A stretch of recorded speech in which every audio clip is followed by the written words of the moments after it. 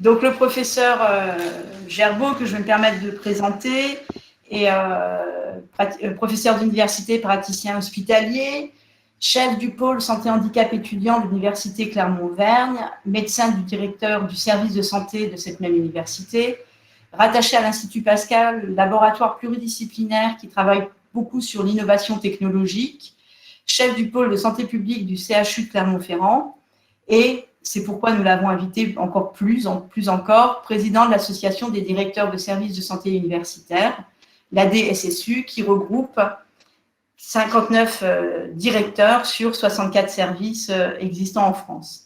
Merci, professeur Gerbeau, d'avoir répondu positivement à notre invitation. Vous êtes, au titre de la DSSU, l'interlocuteur privilégié du MSR sur les sujets de santé universitaire en général. Mais pourtant, pendant la crise sanitaire, votre rôle d'alerte des pouvoirs publics et d'accompagnement des étudiants s'est encore renforcé et vous a conféré une visibilité quasi médiatique. Votre position personnelle au plus près de la crise dans votre établissement et les enquêtes que vous avez conduites avec votre association vous donnent une double expertise des conséquences de la crise sur la santé mentale de nos étudiants. Vous avez constaté une aggravation de cette situation entre le premier et le deuxième confinement. Pourriez-vous nous dire rapidement, malheureusement, comment on mesure cette aggravation et comment elle peut s'expliquer? Alors rapidement, tout d'abord, merci de m'avoir invité. Désolé pour la présentation un peu longue, ça fait maréchal de l'Union soviétique, mais si j'oublie une de mes institutions, à chaque fois, j'ai droit à un psychodrame en disant « tu nous as oubliés, tu ne nous aimes pas », etc.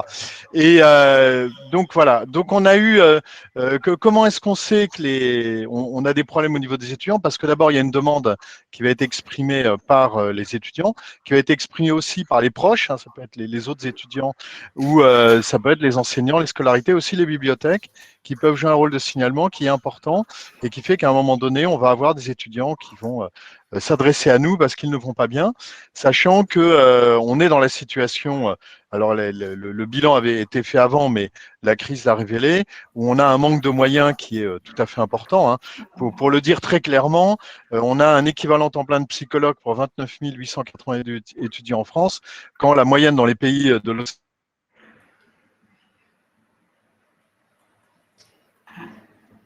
Voilà, nous rencontrons un problème de connexion. Espérons que nous allons retrouver le professeur Gerbeau rapidement.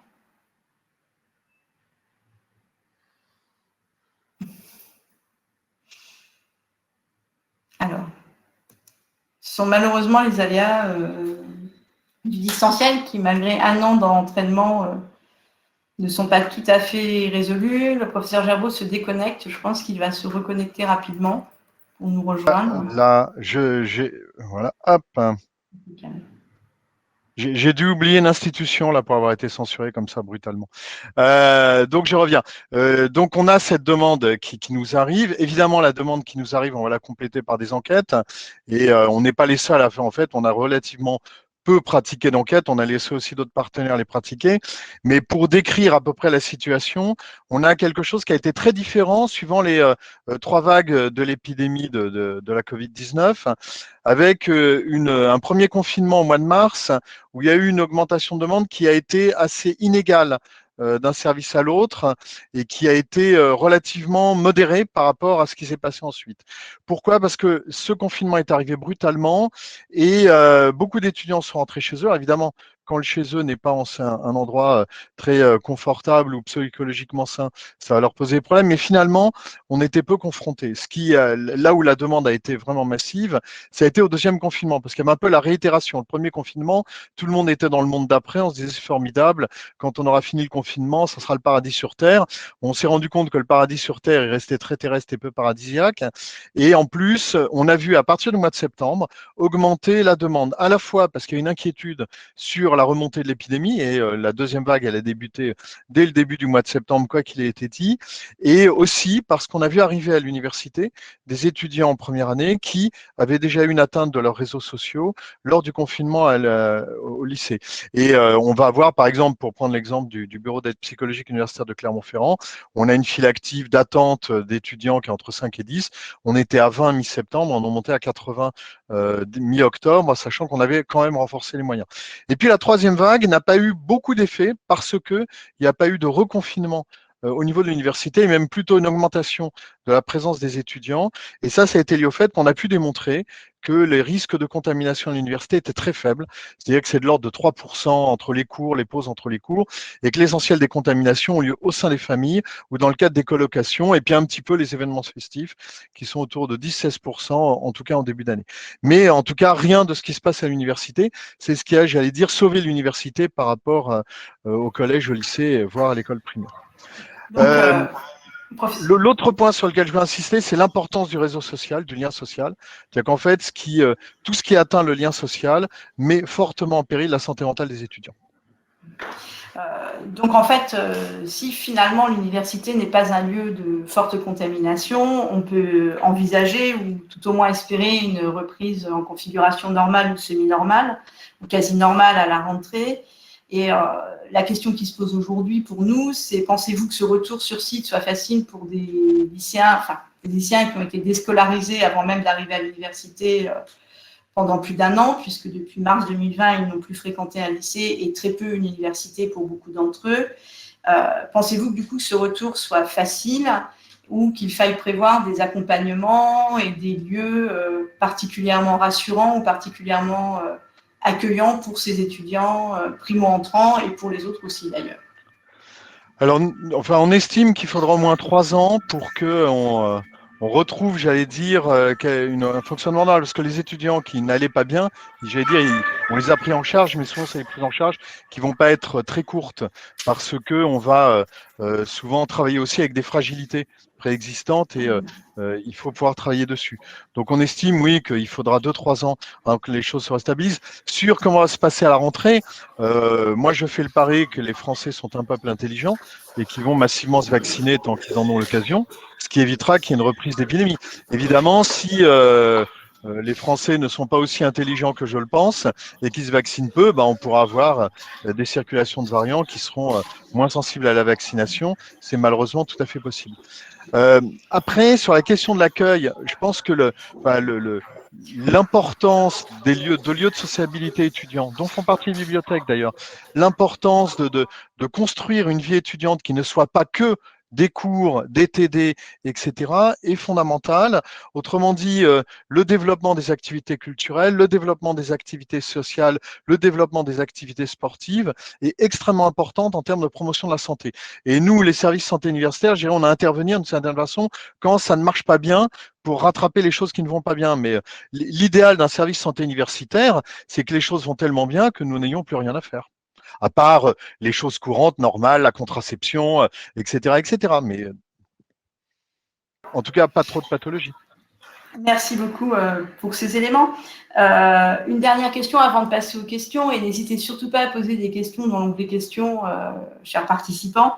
Une fois le retour sur site effectué, pensez-vous que nos étudiants qui pendant un an sont devenus des étudiants Zoom ou Teams ou toute autre variante de distanciel seront encore capables de supporter des cours à distance, et pensez-vous qu'il y a encore un sens à proposer du distanciel à la prochaine rentrée? Ou faut-il tout jeter à la poubelle et recommencer à zéro? Alors, du passé, faisons table rase. Ça, je suis pas sûr que ça soit toujours le bon programme. Mais alors là, je vais répondre aussi en tant qu'enseignant. Il est clair qu'il y a une énorme demande de retour de cours en présentiel. Il y a besoin de contact. Il y a besoin de ce qui se passe au moment de la pause. Il y a besoin des échanges dans les différents moments. Après, l'outil distanciel, il existait déjà avant. Il y avait quand même une partie des enseignements où on pouvait renvoyer sur des cours massifs en ligne, des MOOC, etc. Je pense qu'il continuera à exister et qu'on va aller vers un mix, vers un équilibrage. Mais je dirais c'est un peu comme les téléconsultations. Les services santé universitaires ont beaucoup expérimenté les téléconsultations pour pouvoir continuer à suivre des étudiants qui étaient fragiles, qui n'étaient plus sur place, etc. Mais globalement, les téléconsultations en médecine, ça répond à 20-30% des besoins et que il y a des actes où on est obligé d'avoir les gens en présence. Et je pense que c'est la même chose pour les cours. On va voir un rééquilibrage. Le distanciel ne disparaîtra pas et le présentiel peut-être servira aussi à faire des choses qui sont plus en lien avec les étudiants, moins, comment dire, classiquement didactiques et on va être plus dans la logique de l'interaction, des classes inversées, etc. Ah, Je vous entends Merci pas. beaucoup merci beaucoup pour cet éclairage. Donc, une première question. Vous avez été coupé au moment où vous aviez donné les statistiques du nombre de psychologues par étudiant en France. Vous avez été déconnecté. C'était peut-être une volonté d'une Voilà. institution, effectivement. Donc, les collègues demandent si vous pourriez les redonner, en fait. Alors, je vais essayer de les redonner. Si je suis coupé une deuxième fois, c'est la preuve que je suis surveillé. Je ne suis pas paranoïaque, mais quand même. Non, voilà.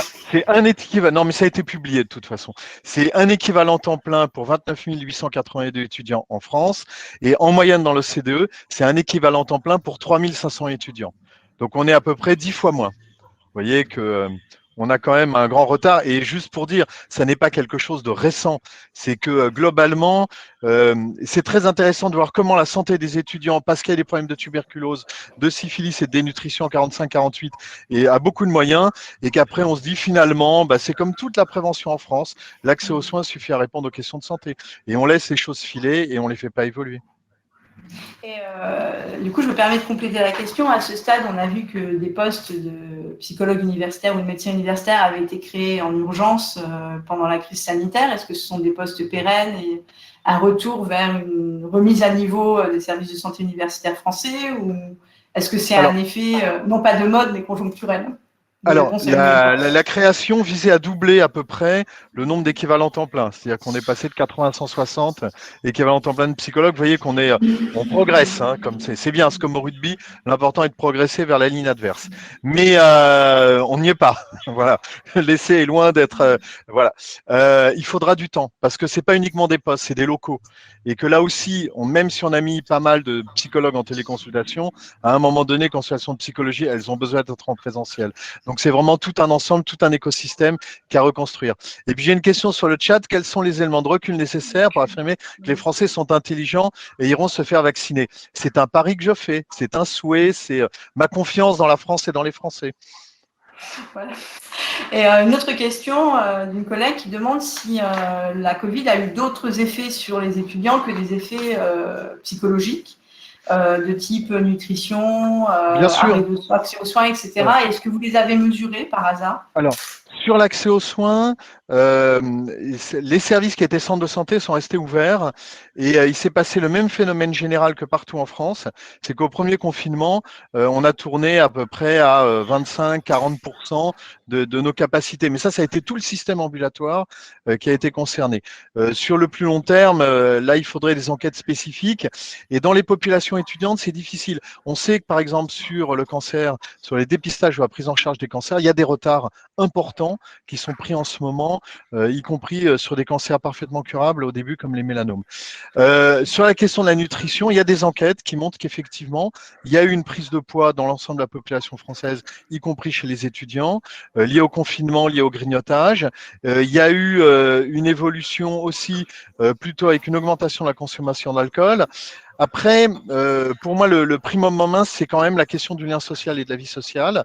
Et que la santé, j'allais dire, quand une de ces dimensions sociales, physiques ou psychologiques est atteinte, ça concerne après l'ensemble des autres dimensions. Et alors en fait, on passe un peu du coq à l'âne, mais c'est le jeu même des questions. Donc le retour sur l'échec psy, est-ce que ça fonctionne bien? Est-ce que alors, c'est une bonne idée ou pas? L'échec psy, c'est une bonne idée. C'est une bonne idée qui est appliquée dans un contexte qui est le contexte de l'université. C'est-à-dire qu'en fait, l'échec psy, ça vise aussi à anticiper le remboursement par l'assurance maladie des psychologues, ou sur lequel il y a eu 4 départements expérimentaux. Le problème est que les caisses primaires d'assurance maladie qui sont de droit privé ne remboursent pas comme l'université qui est de droit public, pour lesquels il faut un bon de commande, un numéro de facture, un service constaté, etc., etc. Autrement dit, ça demande une masse d'apprentissage et une charge de travail pour les services santé universitaires qui est énorme. C'est quelque chose pour nous de très lourd parce que on doit apprendre à des gens qui n'ont pas l'habitude de télétransmettre des actes, qui sont hors assurance maladie, un système qui est encore plus lourd que la télétransmission des actes. Moyennant quoi, ça répond quand même à des besoins. Il y a des consultations qui sont faites, il n'y en a pas, je veux dire, c'est pas non plus des centaines de milliers de consultations, mais quand même ça répond à un besoin. Je pense que ça anticipe l'intégration des psychologues dans l'assurance maladie, ce qui est une bonne chose. La France est là aussi le seul pays développé qui ne rembourse pas les consultations de psychothérapie, par contre qui rembourse massivement les anxiolytiques et les somnifères. Alors, on me Bilan, demande pourquoi bilan est-ce qu'il sur... faudrait 3 ans pour revenir à une situation normale avant la crise Alors, sanitaire. C'est les durées de prise en charge que l'on estime. C'est le fait aussi qu'on sait que tous les problèmes ne sont pas révélés. Il y a toujours l'espoir, à un moment donné, que quand les choses reviennent à l'état antérieur, tout aille mieux. Et en fait, il y a beaucoup de gens qui vont se rendre compte après qu'en fait, ça va quand même pas mieux et qui vont la nécessiter des prises en charge plus importantes. Ça, c'est le premier point. Et le deuxième point, c'est que des lycéens qui ont connu des périodes fracassées entre la réforme des lycées, les confinements, les jauges à 50%, etc., on va continuer à en avoir pendant au moins 2 ans qui vont s'inscrire à l'université. Alors, moi, j'avais une question qui rentre un peu, enfin, qui prolonge un peu cette question. C'est est-ce que vous pensez que des gens qui ont finalement été déscolarisés à un moment, enfin déscolarisés physiquement, j'entends, hein, à un moment quand même crucial dans sa formation de vie sociale et dans l'apprentissage du monde du travail, vont rencontrer des difficultés durables au moment où ils vont commencer à travailler, ou vont aborder le monde du travail avec une autre vision, moins de travail d'équipe, plus de travail individuel, ou est-ce que vous pensez que ces 3 années vont suffire, non pas à effacer ces 2 années, mais à les réparer en fait? Alors, la prévision est un exercice difficile, surtout en ce qui concerne le futur. Donc déjà, avec 3 ans, je me suis beaucoup engagé. Et je peux me tromper, je veux dire, hein, mais voilà. Je n'ai pas de boule de cristal et de toute façon, quand j'essaie d'en manipuler une, elle me répond rien. Mais on sait, ça dépend beaucoup de comment on entre en sortie de crise et comment il y a je pense qu'il y a une très forte attente de reconstruction de liens sociaux et que si la reconstruction de liens sociaux, je dis, elle est appuyée, c'est-à-dire qu'on favorise toutes les occasions de socialisation et notamment qu'on contrôle, j'allais dire qu'on en propose plutôt le maximum au niveau de l'université. Par exemple, ça serait dommage de laisser aux alcooliers je veux dire, le monopole de la socialisation des étudiants. Donc, si on travaille là-dessus, on peut avoir quelque chose de vertueux. Je pense que le besoin de travailler ensemble, le besoin de ce qui se passe en marge du travail est important. Donc voilà. Alors après, j'ai des questions. Les pathologies liées à l'usage du numérique, je ne sais pas. Là-dessus, on n'a pas d'éléments très concrets, puis c'est peut-être un peu tôt. Est-ce que la situation d'avant la crise était si normale que ça? Non, elle n'était pas normale.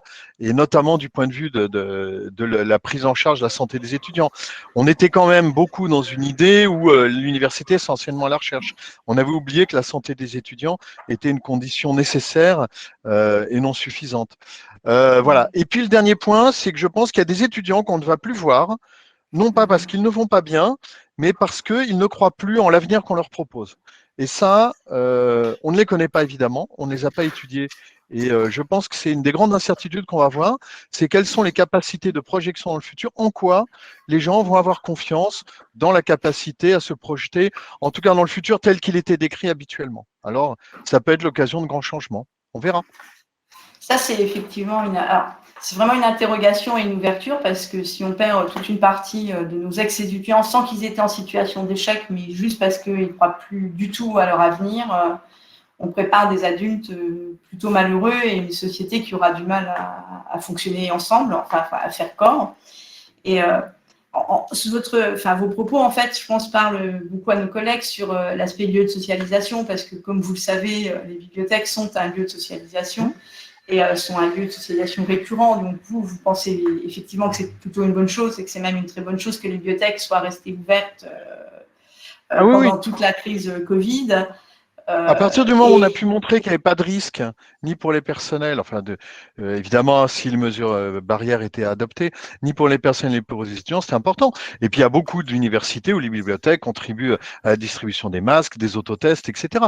Hein, c'est devenu un des rares phares qui est resté ouvert quand l'université est fermée.